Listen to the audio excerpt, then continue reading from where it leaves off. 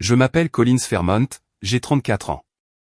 Depuis 11 ans, chaque fois que je franchissais la porte de cette maison, quelqu'un trouvait le moyen de me rappeler que j'étais la plus grande honte de la famille, celle qui fouille encore les poubelles pour gagner sa vie. Ce réveillon de Noël ne devait pas faire exception. À mi-chemin du dîner, mon frère cadet se renversa sur sa chaise, un sourire en coin aux lèvres, et dit assez fort pour que toute la table entende, toujours en train de fouiller les poubelles pour payer ton loyer, hein, sœur? La pièce éclata de rire. Mes parents soupirèrent en même temps, secouant la tête. Quelle honte pour la famille. Je ne répondis pas. Je levai simplement mon verre et bus lentement une gorgée de cabernet. C'est alors que la télévision de 85 pouces accrochée au mur passa des chants de Noël à une alerte d'actualité. La voix de l'animateur de CNBC résonna à travers les haut-parleurs. Ce soir, Forbes révèle en exclusivité l'identité du mystérieux PDG derrière l'empire du luxe durable de 9 milliards de dollars. Fortune personnelle, 2,7 milliards de dollars. Collins Fairmont. Silence total. Le verre de vin glissa directement des mains de mon frère et se brisa sur le marbre rouge, éclaboussant partout comme du sang. Il fixa l'écran, bouche bée, et parvint enfin à murmurer « C'est quoi ce bordel ?» Si vous voulez savoir exactement ce que j'ai dit lorsque j'ai enfin ouvert la bouche, et comment cette nuit a rompu tous les liens avec ceux qui se moquaient de moi, restez jusqu'au bout. Appuyez sur « J'aime » maintenant pour ne rien manquer, et commençons. La première fois que j'ai compris que l'argent pouvait tout acheter sauf la croyance, j'avais 8 ans et je me cachais sous le piano à queue du salon officiel. Pendant que les adultes portaient un toast pour un nouveau bail pétrolier, notre maison trônait sur le plus grand terrain de Beverly Drive à Highland Park, Dallas, celle avec la façade en calcaire, l'allée pouvant accueillir 6 voitures sans sourciller et la pelouse si parfaitement entretenue qu'elle nécessitait 3 jardiniers à plein temps rien que pour rester prête pour la télévision. Mon père, Harrington Fairmont, dirigeait le bureau familial qui gérait les droits miniers et l'immobilier commercial depuis que le Texas était encore une république. Ma mère, Wendalyn Fairmont, passait ses journées à présider le comité du Crystal Charity Bowl et à s'assurer que chaque photo de société la montrait du bon côté des bonnes personnes. Et puis il y avait Weston. Dès sa naissance, Weston était l'héritier, le futur, la preuve vivante que le nom Fairmont continuerait de briller. Il reçut le cheval à bascule anglais importé avant même de savoir s'asseoir, et à 4 ans, la Bentley électrique pour enfants. À 7 ans, quand il décida de jouer au hockey, un sport que personne au Texas ne comprenait, notre père fit construire une patinoire derrière les écuries. Chaque bulletin, chaque trophée, chaque accomplissement mineur était traité comme une révélation. Le personnel applaudissait littéralement à son entrée. Moi, j'étais l'accident imprévu. Ma mère le disait clairement, l'été de mes 16 ans, au bord de la piscine du Dallas Country Club, entre 2 gorgées de sa deuxième mimosa, SMU, la bonne sororité, puis épouser quelqu'un dont la famille possédait déjà la moitié du North Park Center ou une partie de l'aéroport DFW. C'était le plan. Droit ou MBA facultatif. Produire la prochaine génération de Fairmont, non. J'avais d'autres projets. Je passais toutes mes heures libres dans l'ancienne salle de couture au 3e étage, entouré de rouleaux de tissus de couturiers rejetés que le département de retouche de Neiman Marcus allait jeter. Je démontais des robes Holston vintage pour étudier la coupe-billet. Je m'enseignais la création de patrons avec des livres de bibliothèque. Lorsqu'on allait à New York pour le ballet, je filais dans le district du vêtement pour quémander les chutes de tissus des salles d'échantillons. À 17 ans, j'économisais chaque chèque d'anniversaire ou de Noël pour acheter de la soie invendue déclarée imparfaite par les usines de Combe. Ma grand-mère Ellie, Elane Fairmont, était la seule à me voir. Une fois, à 3 heures du matin, elle me surprit, une longueur de cachemire l'Europiana rejetée coincée entre mes dents pour en faire un manteau. Au lieu de me gronder pour avoir gâché du tissu à $1000, elle s'assit par terre, me tendit un café et étudia le musselin que je drapais sur le mannequin. Après un long silence, elle dit, « Tu as un œil pour lequel la plupart des créateurs vendraient leur âme.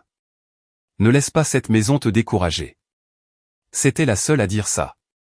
Quand la lettre d'acceptation à la RISD arriva, pleine bourse au mérite, sans lien familial, mon père éclata de rire, incapable de rester debout.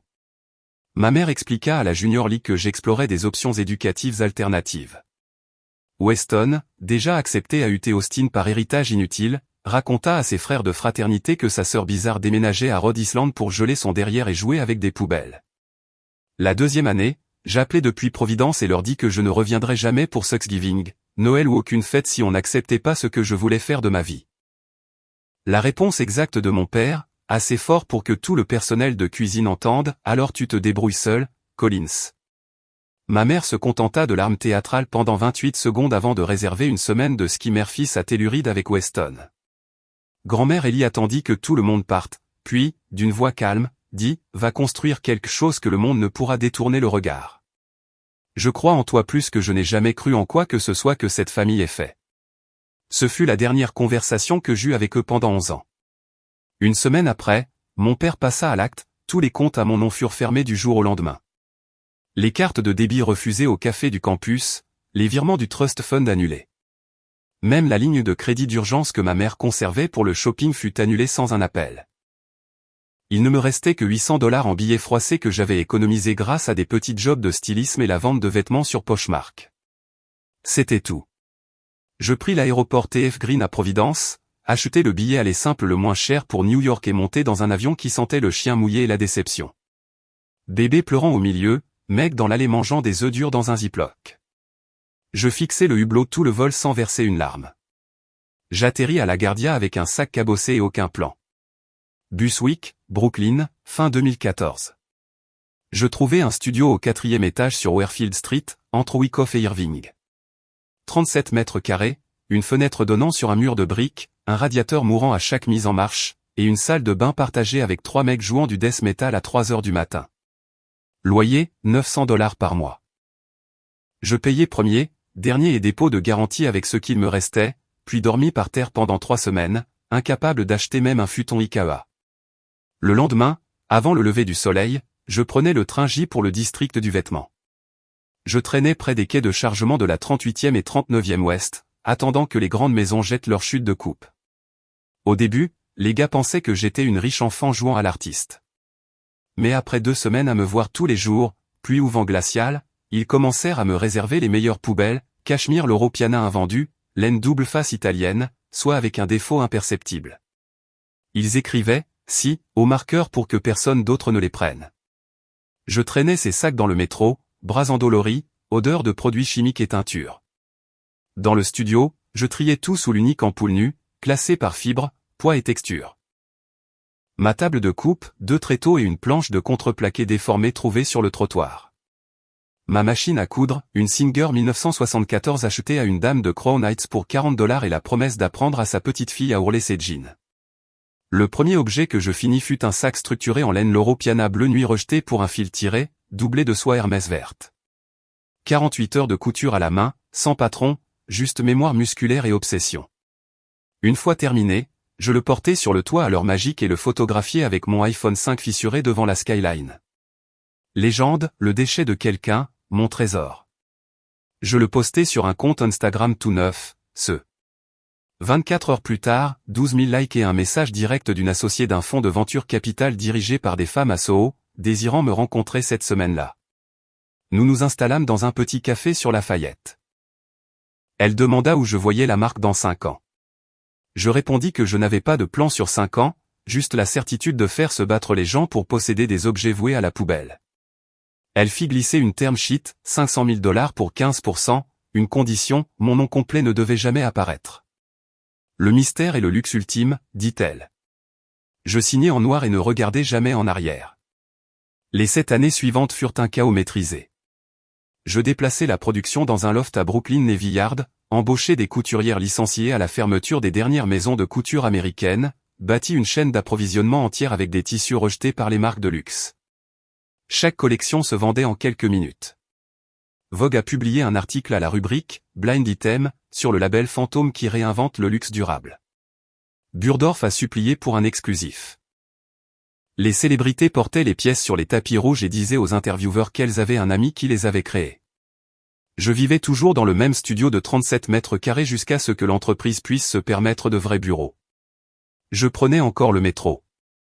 Je gardais toujours mon nom complet hors de tout contrat d'étiquette ou de légende. 11 ans après avoir quitté le Texas avec $800 et une valise, l'entreprise était devenue quelque chose d'énorme au point que même ceux qui m'avaient autrefois traité d'échec n'auraient jamais cru que c'était moi. Je m'étais juré de ne plus jamais passer le réveillon de Noël dans cette maison. Pendant 11 années consécutives, je suis resté à New York, commandais des dumplings au même endroit sur Mott Street, versais un verre de champagne à minuit et portais un toast à une nouvelle année de liberté. C'était calme. C'était à moi. Puis, il y a exactement 21 jours, la ligne privée de mon Pentouse a sonné à 7 heures du matin. Une seule personne sur Terre possédait encore ce numéro. Colin Sugar, a dit grand-mère Ellie, la voix douce comme le cachemire dans lequel elle m'enveloppait quand j'étais petite. J'ai 82 ans et le bon Dieu ne m'a pas encore fixé de date d'expiration exacte. Je n'ai pas l'intention de passer un autre de ces dîners sans ma petite fille à mes côtés. Reviens juste une fois pour une vieille femme qui n'a plus beaucoup de Noël. J'ai énuméré toutes mes excuses. J'avais perfectionné l'inventaire de fin d'année à Paris, les investisseurs de Milan. L'armure habituelle. Elle a écouté sans interrompre, puis a simplement dit, je laisserai la lumière du Porsche allumée. La même qui t'attend depuis que tu avais 17 ans. Cela a suffi. Alors, le 24 décembre, j'ai atterri à Lovefield, choisi la Camry grise la plus simple du lot de Hertz pour que personne ne se moque d'un Uber arrivant aux grilles, et je me suis changé dans les toilettes familiales de l'aéroport en la plus simple robe en cachemire noir que je possédais, vieille de 6 ans. Aucune étiquette visible, rien à utiliser contre moi. Je ressemblais à quelqu'un qui n'avait plus rien à prouver. Parfait. La maison principale n'avait pas pris une ride. Un sapin norvégien de 9 mètres importé du Vermont 3 semaines plus tôt trônait dans la grande salle comme un monarque silencieux, décoré exclusivement d'orchidées phalaenopsis blanches importées quotidiennement de Thaïlande et de gouttes de cristal soufflées à la main, coûtant plus que la plupart des voitures de luxe neuves. La table à manger en acajou de 1928 mesurait 12 mètres et accueillait 24 convives. Le cristal baccarat reflétait la lumière du feu. Les couverts en argent brillaient, les cartes de place étaient écrites à la perfection en cuivre de ma mère. Le château Le Fiti de 1884 avait été décanté depuis midi et le même quatuor à cordes, désormais à sa 3e génération, jouait exactement la même playlist sacrée qu'ils utilisaient depuis que j'avais 9 ans. Weston et Spencer étaient assis en face de moi. Ils portaient un velours bleu nuit au revers en satin assez tranchant pour couper le verre. Elle portait une colonne rouge sequin dos nu, probablement assurée séparément, criant mariage au printemps. Leur engagement avait été annoncé en octobre avec un shooting sponsorisé à Aspen, et ce soir, ils brillaient comme si l'arbre leur appartenait. Le premier plat, des médaillons de homard glacés au caviar d'autres, venait à peine d'être servi lorsque Spencer pencha la tête, sourit, étincelant plus que le chandelier, cette robe est très sobre, Collins. Tu fais encore tes emplettes à la liquidation de Neumann ? Je vois, lança Weston, riant assez fort pour faire perdre un temps au quatuor. Quelques cousins cachaient leur sourire derrière des serviettes monogrammées. Je ne goûtais rien. Le deuxième plat, foie gras poêlé avec moutarde de figue. Weston tamponna sa bouche avec sa serviette, se pencha et parla assez fort pour que la table des enfants entende. Alors, rappelle-nous encore ce que tu fais exactement à New York ces jours-ci ? Tu plonges toujours dans les poubelles derrière les maisons de tissu pour trouver des chutes à assembler. Des rires roulèrent des deux côtés de la table comme des dominos. Une des amies du cercle de charité de ma mère se ventila de plaisir. Spencer se pencha, la voix mielée et acide. Franchement, comment paye-t-on le loyer en fouillant les poubelles ? Tu as une boutique Etsy secrète qu'on devrait tous soutenir. La pièce explosa. Quelqu'un au fond répéta « Etsy » et éclata de rire. Troisième plat, filet de wagyu avec bordelaise à la truffe noire. Spencer tapota ses ongles rouge sang sur la tige en cristal. 34 ans et tu fouilles encore les poubelles pour vivre. Ça doit être un record mondial. Weston leva son verre en salut moqueur, souriant comme s'il venait de conclure le plus gros deal de l'année. Père posa ses couverts avec la lente précision qu'il utilisait avant de licencier un PDG.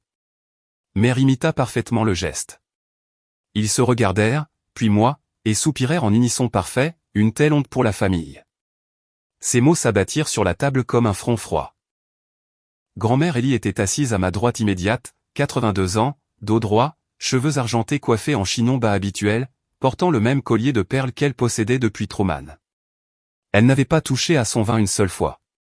À mi-chemin du plat principal, sa petite main chaude glissa sous le lourd napperon en damas et se referma sur la mienne. Elle serra une fois, ferme, sûre, et ne lâcha pas pour le reste de la soirée. Leur verdict flottait encore dans l'air lorsque l'écran 85 pouces s'alluma de lui-même. Le quatuor sacré tomba dans un silence mort. La bannière « Breaking News » de CNBC clignota rouge sang sur le tiers inférieur de l'écran. La voix de l'animateur, calme, professionnelle et incroyablement forte, emplit chaque recoin de la grande salle. Bonsoir. Nous interrompons votre programmation de vacances pour une nouvelle en provenance de New York. Forbes révèle en exclusivité ce soir l'identité de la mystérieuse SEA, la fondatrice recluse qui a bâti l'empire du luxe durable de 9 milliards de dollars qui domine la mode depuis une décennie. Les sources confirment que le principal actionnaire et force créative derrière la marque la plus convoitée de la planète n'est autre que Collins Fairmont, originaire de Dallas, avec une fortune personnelle estimée à 2,7 milliards de dollars. Mon portrait officiel, pris 2 semaines plus tôt devant le siège de Navillard, remplaça l'animateur en pleine 8K, manteau en cachemire noir, bras croisés, Manhattan en arrière-plan. Pas de sourire. Le premier bruit fut le cristal brisé.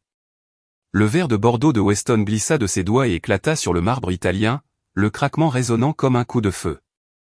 Les éclats roulèrent sous les chaises et les tables. Le vin rouge se répandit sur le tapis persan du XIXe siècle, formant une tache s'élargissant comme du sang frais sous l'éclat du chandelier.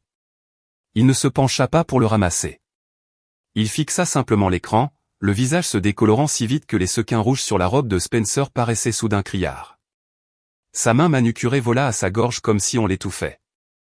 Sa bouche s'ouvrit, se referma, s'ouvrit de nouveau. Rien ne sortit. La fourchette de mon père resta suspendue à mi-chemin de sa bouche, une perle de sauce à la truffe tremblant sur ses dents d'argent. Le verre de vin de ma mère trembla si violemment qu'une goutte tomba sur la nappe immaculée, s'épanouissant en rouge. Un des cousins adolescents murmura « Putain », avant qu'une tante ne le fasse taire d'un coup de coude. L'animateur continua sans pitié, pendant 11 ans, l'industrie a couru après le fantôme connu seulement sous le nom de SEA. Ce soir, nous pouvons confirmer que Collins Fairmont a bâti tout l'empire à partir de déchets de couture destinés à la décharge, transformés en la maison de luxe la plus exclusive du monde, tout en restant complètement anonyme. L'entreprise vaut désormais 9 milliards de dollars, avec Miss Fairmont conservant la majorité des parts. Une autre photographie me montra en couverture du nouveau numéro de Forbes, bras croisés, titre criant en lettres blanches, le secret de 2,7 milliards. Le quatuor cessa de respirer. Les traiteurs restèrent figés, plateau en argent suspendu en l'air. Weston retrouva enfin sa voix, cassée et faible, ce n'est pas vrai. Ça ne peut pas être. Spencer tenta un rire désespéré et étranglé qui mourut dans sa gorge, tu veux dire Collins? Notre Collins. C'est une blague. Quelqu'un a piraté la télé. Le visage de mon père avait pâli comme du papier imprimante, ses lèvres bougèrent sans produire de son. Les yeux de ma mère passaient de l'écran à moi et retour, comme si les chiffres refusaient de s'imprimer dans son cerveau. L'animateur continua. Les experts du secteur appellent cette révélation le plus grand démasquage de la mode depuis qu'Yves Saint-Laurent a repris Dior. Les pièces de Fairmont ont été portées par toutes les grandes célébrités, de Beyoncé à Kate Blanchett, tandis que la créatrice restait un mystère complet. Nous aurons les réactions de Wall Street et de la 7e avenue après cela. L'écran passa à la publicité, mais la salle resta figée. 24 personnes étaient assises dans un silence suffocant tandis que les éclats de cristal brisé scintillaient sur le sol et que le vin rouge s'étalait comme une accusation. Grand-mère Ellie était la seule à la table dont l'expression avait changé. Elle se tourna lentement vers moi, les yeux brillants de larmes qu'elle refusait de laisser tomber, et m'offrit le sourire le plus fier, le plus radieux que j'ai jamais vu. Je reposai mon verre avec soin et pris enfin la parole. Je repoussai ma chaise lentement, ses pieds raclant le parquet de chêne bicentenaire dans un grincement long et délibéré qui fit taire le moindre souffle. Je me levai de toute ma hauteur, lissai le cachemire noir qui, 5 minutes plus tôt, avait été moqué comme une fin de série, et regardai la table une dernière fois. 11 années de mots avalés remontèrent dans ma gorge comme du champagne enfin débouché. 11 ans, dis-je d'une voix parfaitement posée, parfaitement audible. 11 ans à être l'exemple à ne pas suivre. La première année, elle reviendra en février. La deuxième, elle joue encore avec des déchets, adorable. La troisième, c'est une honte. De la 4e à la 11e, la même blague, simplement servie avec un Bordeaux plus vieux et des rires plus forts. Je me tournai vers mon père en premier. Tu as gelé tous mes comptes la semaine où j'ai quitté Christie. Tu as dit au club que je me cherchais. Tu as laissé les rumeurs courir, drogue, secte, n'importe quoi sauf l'idée que je construisais quelque chose que tu ne pouvais pas contrôler. Puis toi, mère, tu as réécrit l'histoire avec élégance, Collins prend un congé prolongé. Tu souriais pendant que tes amis te plaignaient d'avoir une fille qui refusait d'épouser l'argent du pétrole. Puis Weston et toi en avez fait une carrière. Chaque Thanksgiving, chaque derby, chaque fois que vous aviez besoin de paraître grand, vous montiez sur mon dos. Ma sœur, la ramasseuse d'ordures, ce soir, tu as offert la punchline parfaite. Spencer tenta de disparaître dans ses sequins, mais j'avais fini. Tu ris toujours le plus fort, Spencer. Félicitations. Tu remportes la table. Je laissai le silence s'étirer jusqu'à ce qu'il devienne douloureux. L'entreprise que vous venez de voir à la télévision est valorisée à 9 milliards de dollars. Ma fortune personnelle est de 2,7 milliards. Chaque centime vient de tissus que l'industrie jetait et d'une signature gardée à une seule lettre pour que jamais aucun de vous ne puisse en tirer le moindre crédit ni la détruire. Père tenta le premier. Collins, ma chérie. Pas un son ne parvint à réchauffer ma voix glacée, je ne veux pas d'excuses, pas de fierté soudaine, pas un seul souvenir réécrit où vous prétendez avoir toujours cru en moi. Je me tournai vers la seule personne qui n'avait jamais eu besoin d'être réécrite. Grand-mère Ellie, pendant 11 ans, tu m'as envoyé une lettre manuscrite chaque mois. Tu n'as jamais demandé de preuves, jamais exigé de photos, jamais vacillé. Tu es la seule raison pour laquelle le mot famille signifie encore quelque chose pour moi. Ses yeux se remplirent aussitôt, mais son sourire illumina davantage que le lustre. Je regardais les 4 personnes qui avaient passé une décennie à aiguiser leur couteau sur ma colonne vertébrale. Ce soir, la famille Fairmont compte exactement 5 membres à cette table. À partir de cet instant, je n'en fais plus partie. Mes parts dans le Family Office seront liquidées la semaine prochaine. Mon nom retiré de chaque trust, chaque conseil, chaque carte de Noël. Considérez ceci comme ma démission immédiate et permanente de la lignée. Weston tenta encore, la voix se fissurant comme du cristal bon marché. 6, allez. Tu ne penses pas, je le regardai droit dans les yeux. Fouiller les poubelles a payé 2,7 milliards. Dis-moi, petit frère, combien la lèche t'a rapporté cette année? Spencer porta une main à sa gorge en haletant. Père se leva si brusquement que sa chaise tomba à la renverse. Mère éclata en sanglots les vrais, cette fois, pas ceux qu'elle maîtrisait si bien. Je n'attendis pas la suite du spectacle. Je fis le tour de la table, m'agenouillai devant grand-mère Ellie et la serrai contre moi. Elle me serra si fort que je sentis chaque année d'amour accumulée pour ce moment précis. Je t'emmène chez moi, murmurai-je contre ses cheveux argentés. Chez moi, ce soir. Elle hocha la tête, les larmes coulant enfin. Je me redressai, pris sa main, puis sortis de la salle à manger sans un regard pour le vin renversé, le verre brisé ni les 4 silhouettes figées. La lumière du Porsche qu'elle m'avait promise brillait encore quand nous sortîmes dans la nuit texane. 4 mois plus tard, les retombées avaient fait leur œuvre. Weston survécut exactement 72 jours au Family Office après Noël. Le premier domino fut une veuve d'un hedge fund de Houston gérant 200 millions de dollars d'héritage. Après avoir vu la vidéo de 40 secondes où il ricanait pendant que Spencer me traitait de ramasseuse d'ordures, elle l'a transmis à mon père avec pour objet, effectif immédiatement, et retira chaque centime. En 10 jours, 3 autres clients historiques suivirent.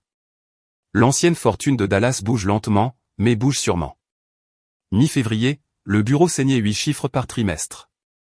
Père convoqua Weston un mercredi matin et lui tendit un carton. La sécurité l'accompagna jusqu'à la sortie avant le déjeuner. Son indemnité ne couvrait même pas le leasing du Range Rover. Spencer disparut encore plus vite. La bague disparut avant la Saint-Valentin. En mars, elle posait sur un yacht de 29 mètres à Saint-Barth, vêtue uniquement d'un collier de diamants et du bras d'un fondateur crypto de 39 en valant 5 fois la valeur nette des Fairmont. Elle posta un carré noir sur Instagram, nouvelle page. Les commentaires furent atroces. Elle les désactiva et ne remit jamais les pieds à Highland Park. Père et mère devinrent des parias sociaux. Les déjeuners du mardi au country club cessèrent. Les tables autrefois réservées pour eux furent soudain privatisées. Les invitations aux galas, aux soirées caritatives, aux bals disparurent. Mère tenta de se rendre à une réunion de la Junior League, son nom avait été silencieusement retiré de la liste. Père commença à boire son bourbon dans le bureau à 15 heures, fixant la même couverture de Forbes qu'il utilisait autrefois pour caler une fenêtre. Je ne retournai à Dallas qu'une seule fois, un mardi gris de fin mars. J'ai 650, discret, pas de presse, aller-retour en moins de 5 heures. J'arrivai en suburban noir aux plaques de New York. J'utilisais la même clé en laiton que j'avais à 12 ans et traversai le hall de marbre. Grand-mère Ellie m'attendait sous le lustre, 2 valises Vuitton vintage prêtes. Elle portait son manteau en poil de chameau, un rang de perles, et un sourire capable d'éclairer tout l'état. Nous ne montâmes pas à l'étage. Nous ne cherchâmes personne. La gouvernante prit les bagages.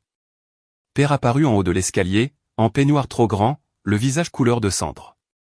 Mère derrière lui, agrippant un mouchoir froissé. Weston était absent, probablement au bar, tentant d'expliquer pourquoi sa carte avait été refusée. Je levai les yeux une fois. Voilà à quoi ressemble une démission, dis-je. Grand-mère Ellie serra mon bras. Nous fîmes demi-tour. La porte d'entrée se referma derrière nous avec la douceur définitive d'un coffre-fort. Le trajet jusqu'à l'aéroport dura 19 minutes. Elle me tint la main tout du long et ne parla qu'une fois dans les airs, « J'ai toujours su que tu reviendrais pour moi un jour. » « Je ne t'ai jamais quitté, » répondis-je. Nous passâmes de Love Field à Teterboro, puis en hélicoptère jusqu'au toit de Mont Pentouse à Brooklyn. Sa nouvelle chambre donne plein sud, le soleil levant dorant la Statue de la Liberté chaque matin. La même semaine, je bloquais chaque numéro texan, père, mère, Weston, la maison principale, le club, le family office, même le jardinier qui avait mon vieux numéro du lycée. Email, Instagram, LinkedIn, tout filtré vers la corbeille. Le service juridique reçoit parfois un recommandé, détruit sans l'ouvrir. Plus un seul message, appel, email, rien du Texas depuis notre départ. Avec grand-mère Ellie, nous prenons le brunch chaque dimanche sur la terrasse. Elle boit son Earl Grey avec un nuage de lait. Je prends un espresso. Nous lisons les journaux du week-end et rions des analystes qui tentent de deviner ma prochaine décision.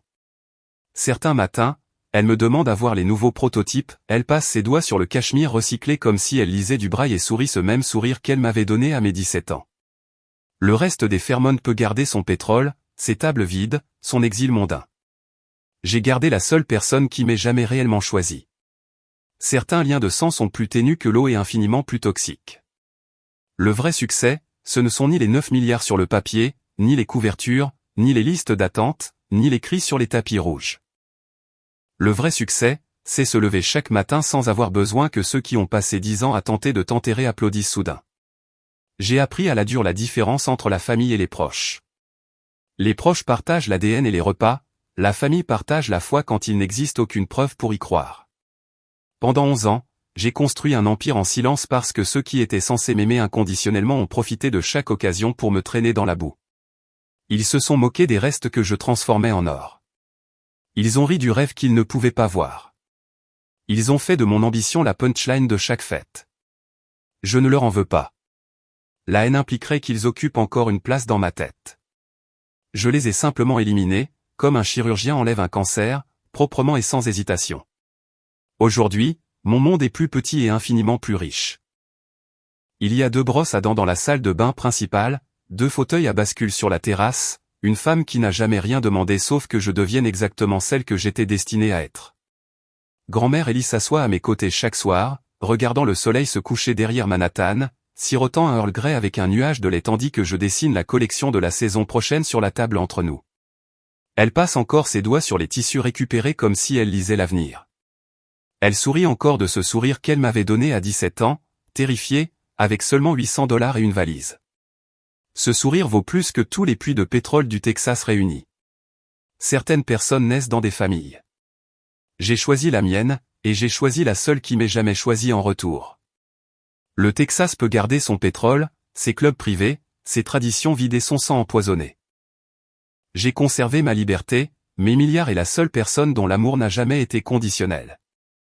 Le Texas peut garder son pétrole. J'ai gardé ma liberté et la seule famille dont j'ai jamais eu besoin.